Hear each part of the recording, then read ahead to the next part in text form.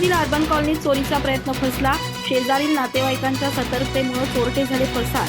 रात्री 8:30च्या सुमारास घडलेल्या या धाडसी चोरीच्या प्रयत्नामुळे सर्वत्र खळबळ.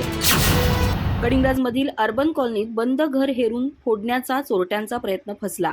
काल गुरुवारी रात्री 8:30च्या सुमारास घडलेल्या या धाडसी चोरीच्या प्रयत्नानं सर्वत्र खळबळ माजली आहे. शेजारील नातेवाईकांच्या सतर्कतेमुळे चोरटे पसार झाले.